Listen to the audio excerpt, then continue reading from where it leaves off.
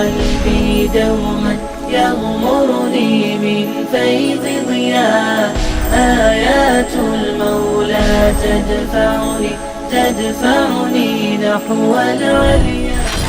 بسم اللہ الرحمن الرحیم. اچھا، دونوں صورتوں میں نوٹ کیجئے، پہلے بھی میں نوٹ کراتا رہا ہوں کہ قرآن مجید میں ہمیشہ تعوذ کا حکم، اللہ تعالیٰ سے پروٹیکشن طلب کرنے کا حکم جو ہے وہ واحد کے صیغے میں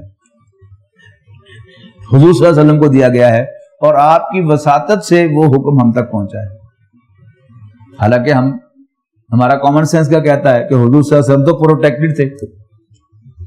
یعنی ایون قرآن مجید کی تلاوت سے پہلے حضور صلی اللہ علیہ وسلم کو حکم دیا گیا کہ اذا قرأت القرآن فاستعذ باللہ من الشیطان الرجیم. جب بھی قرآن پڑھو شیطان مردود سے اللہ تعالیٰ کی پروٹیکشن ضرور حاصل کیا کرو. اگر ان کو ضرورت ہے تو ہمیں تو اس سے ملین ٹائمز زیادہ ضرورت ہے پروٹیکشن کی. تو اب آج ہم قرآن مجید کا ترجمہ ختم کر رہے ہیں، تو اگر کوئی پروٹیکشن لینے میں کمی رہ گئی ہے تو ہمیں آج پروٹیکشن اللہ تعالیٰ سے طلب کرنی چاہیے کہ یا اللہ مجھے اپنی حفاظت میں رکھ. خاص طور پر جب کسی کی بہت زیادہ پذیرائی ہونے لگے، یعنی یہ بڑا مجمع جو ہے یہ شیطان کے لیے بڑا مزیدار ہے مجھے پھانسنے کے لیے، تو آپ میرے لیے سب سے پہلے دعا کیجئے کہ اللہ تعالیٰ مجھے شیطان کے حملوں سے، اس کے جال سے محفوظ رکھے. میں آپ کے لیے دعا کرتا ہوں کہ آپ کو اللہ تعالیٰ شیطان کے حملوں سے محفوظ رکھے. یہ بڑا خطرناک ہے اور بہت بڑا دشمن ہے ہمارا. قل اعوذ برب الناس، اے نبی کہہ دو کہ میں لوگوں کے رب کی پناہ میں آتا ہوں، ملک الناس انسانوں کے بادشاہ کی پناہ میں، الہ الناس لوگوں کے معبود کی پناہ میں.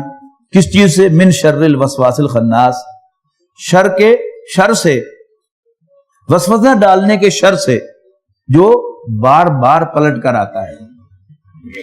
خناس کیا ہے؟ چٹکی کاٹے پھر غائب ہو جائے، پھر تھوڑی دیر کے بعد چٹکی کاٹے پھر غائب ہو جائے. اس شر سے پناہ. وسوسے ڈالنا، اللہ تعالیٰ کے بارے میں کنفیوز کرنا. اور ہم میں سے کچھ لوگ جو ہے اللہ تعالیٰ کے بارے میں بہت زیادہ کنفیوز ہو جاتے ہیں، یہاں تک کہ پھر اللہ تعالیٰ کا انکار کہ معلوم ہوتا ہے کہ خدا نہیں ہے. تو انہیں اللہ تعالیٰ سے گڑ گڑا کر پروٹیکشن طلب کرنی چاہیے کہ یا اللہ بچا لے، یا اللہ بچا لے، یا اللہ بچا لے. الذی یوسوس فی صدور الناس، جو انسانوں کے دلوں میں وسوسہ نساندہی کرتا ہے، من الجنۃ والناس، خواہ وہ جنوں میں سے ہو یا انسانوں میں سے. جنوں میں سے تو شیطان ہو گیا، اور انسانوں میں سے اس وقت جو ہے سب سے بڑا خناس جو ہے، وہ سب سے بڑا دشمن جو ہے انسان کے دل میں وسوسہ پیدا کرنے والا، وہ میڈیا ہے. الیکٹرانک میڈیا بھی، پرنٹ میڈیا بھی، اور یہ جو اس وقت سب سے زیادہ ہمارے اوپر سوار ہوا ہے اللہ تعالیٰ کی طرف سے امتحان کے طور پر سوشل میڈیا. ہمارے اندر وسوسے پیدا کرنے، ہمیں گمراہ کرنے، ہمیں کنفیوز کرنے میں اس کا بہت بڑا رول ہے. جی، بس صرف جو مصنوع دعا ہے وہ میں آپ کے سامنے پڑھتا ہوں، آپ میرے ساتھ آمین کہیے.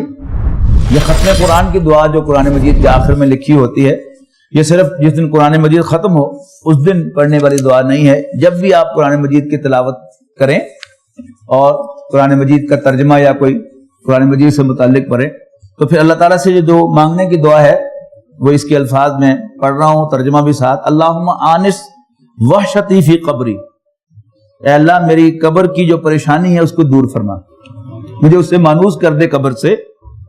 اللہم ارحمنی بالقرآن قرآن العظیم، اے اللہ مجھ پر قرآن عظیم کے ذریعے سے رحم فرما.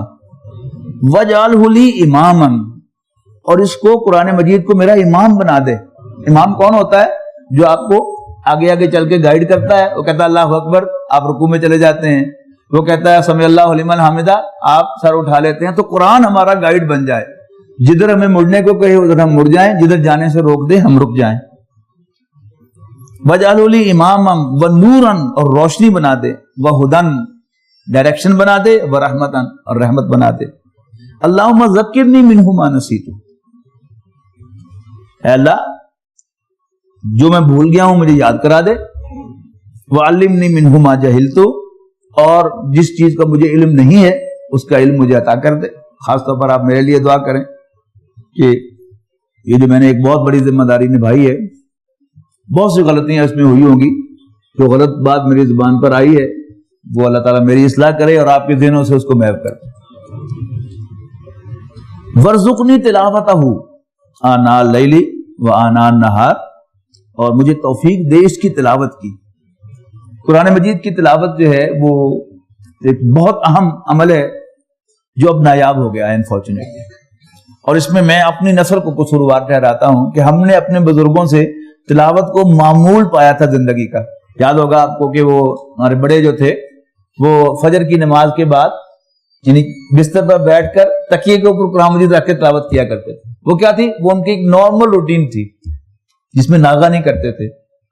لیکن ہماری نسل نے ان سے یہ جو روایت تھی اس کو روک لیا ہے وہاں پر. اس کو سر نو تازہ کرنے کی ضرورت ہے. اب سب لوگ اپنے دل میں تہیہ کریں اور ہاتھ اٹھا کر عہد کریں کہ آپ انشاءاللہ تلاوت کو اپنا معمول بنائیں گے.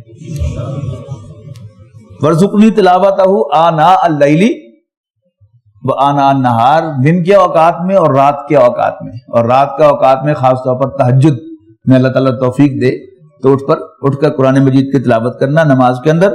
وَاجْعَلْهُ لِي حُجَّةً یا رب العالمین، اور اے رب العالمین قرآن مجید کو ہمارے لیے قیامت کے دن حجت بنا دے کہ یہ اللہ کے حضور ہمارے لیے آرگو کرے. جس کو حضور نے فرمایا ہے کہ روزہ اور قرآن یہ دونوں شفاعت کریں گے.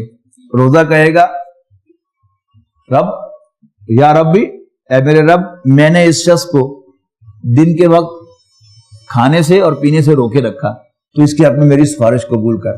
تو اللہ تعالیٰ اس کی سفارش قبول کرے گا.